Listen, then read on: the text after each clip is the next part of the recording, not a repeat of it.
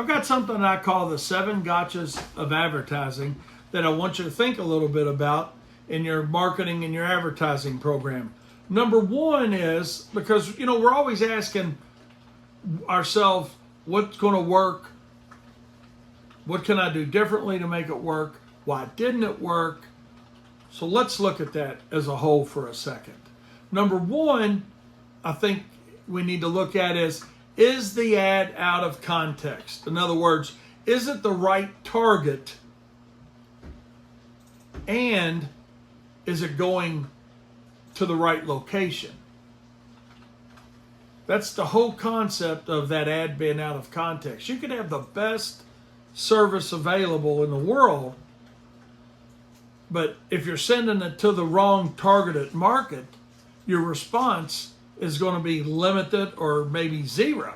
And you think, well, that was a terrible direct mail piece, or that was a terrible flyer, or that was a terrible, sponsored ad. It may not have anything at all to do with the type of advertising that it is, but the main thing is who's the right target, where are they located, and a good example, just simple example of that is, if you're a landscaping company, let's say, then you're probably looking for different residential demographics than for that service than you would be maybe for fertilization and weed control clients, because you're talking about people spending maybe $3,000 and up versus a few $100s a year on their lawn application program. So it doesn't mean that, hey, there's not a market out there for landscaping, there's not a market out there for fertilization, weed control, or lighting, or Christmas lights. There's markets available, but make sure that the ad is going to the right target at the right location, or otherwise known as the demographics. Make sure the demographics are right. The next thing that we got to look at is, are the benefits weak? In other words, what's the benefits of your service? Sell the benefits, not the features. What's that person going to get back? Are they getting back free time, not to have to do their own lawn work or leaf removal or lighting, or the fact that you're using big trucks and that's a feature of the job potentially. That's not a benefit of what they should hire you for. Okay. Now I can hear you thinking, well, Wayne, maybe that is a benefit if it's a large commercial facility. Absolutely, it is. That's where it goes back to number one is, am I targeting the right group of people? Is the benefit that I'm targeting to the right group of people in the right location in my ad? Or did I miss with that? So make sure you've got that call to action button in there too. When I say button, whether it's a push button on a sponsored ad, or if it's a link, or if it's a date, if it's a phone number, what is the call to action? What's going to make them do something, now? Hey, this is good until, okay? Call now to be put on a priority list. Figure out what your call to action is, but make sure that you've got a good call to action within that advertising piece that you're using. The third thing we want to think about is the offer on or off target? In other words, is it the right message for that time of the year? When are you going to start soliciting different services? In other words, I'm not so sure I'm going to put out a mailer for Christmas lights in February or March. It could be the best information going to the right people, the right demographics, but it's February and March. So make sure that, the offer and the message is right for that time of the year too. The execution could be bad with it too. And what I mean by the execution is not the timing execution, but are you utilizing a professional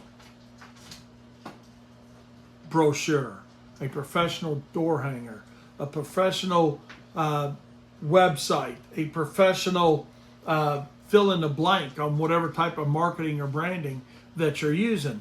too many times we want to make it a do-it-yourself proposition, when the reality of it is advertising's not an always do-it-yourself proposition.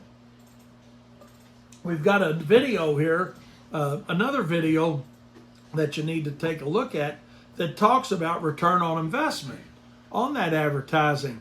But in order to increase that return on investment, we got to make sure that we're utilizing the proper technique created by the proper person or people to put out an effective professional piece that's going to work.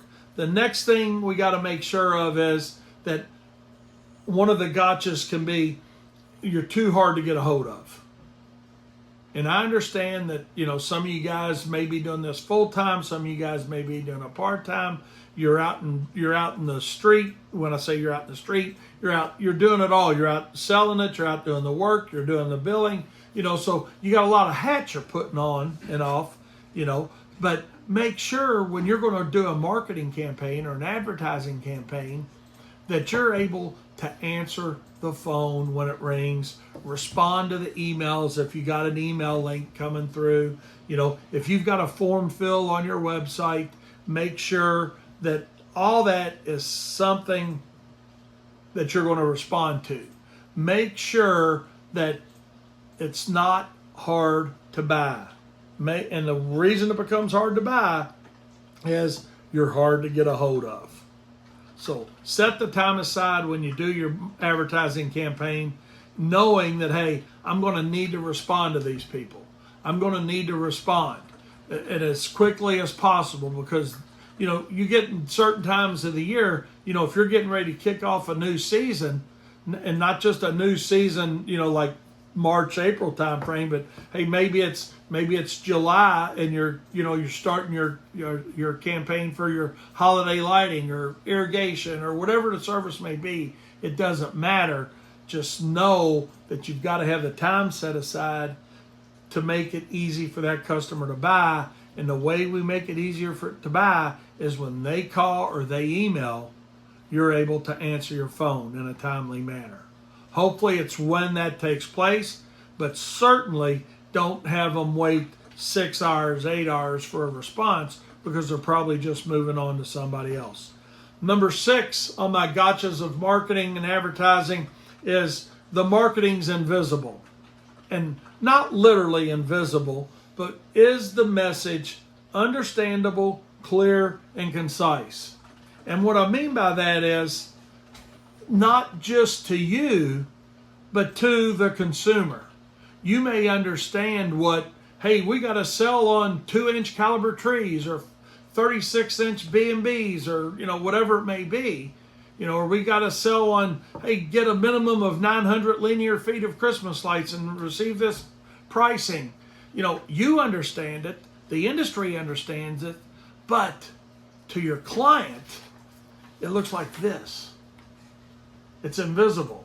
They don't understand our lingo sometimes. It's a polar bear in a snowstorm. That's what that is. So y'all thought that was a blank piece of paper. That's a polar bear in a snowstorm. Make sure that your marketing is not invisible. And last but not least on the 7 gotchas of marketing, and that's the proverbial question of how much should you spend? Should I spend $500? Should I spend $500,000? What should I spend, or anything in between? The reality of it is, it's all based on what you want to accomplish. You look at standards on things like that, and you'll see anywhere from 4 to 7% of your budget for companies doing under $5 million a year. That's a general average, if you will. But if you want to be in a scaling position where you're trying to grow, then hey, 4 to 7% is probably not going to get it. 4 to 7% may cover attrition of accounts, or customers that leave you, or customers that die, or customers, whatever would happen to them to cause them to fall off. Because I hear that a lot too from guys. Well, I don't need to do a lot of advertising. I'm not really trying to be the biggest in my area. You don't have to, but you do need to spend some dollars on advertising. So the how much you spend question is a lot of times where we go wrong as business owners. And we think, hey, economy's slowing down a little bit. I'm going to cut my advertising dollars. I'm going to cut my marketing dollars. And it's two different pools, or it should be, okay? Because marketing has one goal, advertising has another goal, but collectively they're a great marriage. So we might have, you probably will have different amounts of money that you're going to spend on marketing versus advertising, okay? But know that there is not a magic wand that says, hey, it's 10% or 20%. Ask yourself what it is you want to accomplish. Then ask yourself, what kind of programming am I going to put together? Is it going to be social media ads? Is it going to be direct mail pieces, door hangers, flyers? What's it going to be? Is it going to be a referral program? So then you can decide what it's going to cost to achieve the goal of the number of new accounts that you would like to put on, so you hit that return on investment that you're looking for. So 7 different key factors that I want you to remember. The 7 gotchas of advertising. Number 1, make sure that the ad is not out of context. Is it the right target, the right location? Make sure you've got good benefits. You're selling benefits, not features. You got a good call to action. Number 3, make sure you're not off target with the offer. Is your marketing being sent out at the right time of the year? Make sure the execution is not poor. In other words, it's not always a do-it-yourself program. Number 5, is it hard to buy? Can they get a hold of you? Make sure they can get a hold of you. You're taking the time, you're spending the money to make the phone ring, making the emails come in. Make sure they can get a hold of you. Make sure you follow up on that. Make sure you don't have any polar bears in a snowstorm. That's number 6. Okay? Linear feet, cubic yards, scoops of material. People don't understand that. Put it in language they understand. And last but not least, we just covered was how much to spend. Before you can determine how much you spend, you got to ask yourself, what do you want to accomplish? Stay away from those 7 gotchas of marketing, and I guarantee you your program is going to be more successful and more profitable. See you next time. If you got any questions, comment below and let me know. We'll be happy to answer them. And that wraps up today's episode. I've got something special for all you lawn and landscape professionals out there. If you're looking to take your business to the next level, you've got to check out the Profit Circle. It's an exclusive group coaching community tailor-made for people just like you, because I know how hard it is to do it on your own. Imagine having access to live and recorded webinars where industry experts share their secrets, or getting exclusive tips and advice through videos and blogs that you won't find anywhere else. Got questions? Get them answered in an interactive Q&A sessions offered by the Profit Circle. Plus, don't miss our monthly webinars packed with awesome content. Check out the link in the description to get started. Trust me, you don't want to miss this opportunity.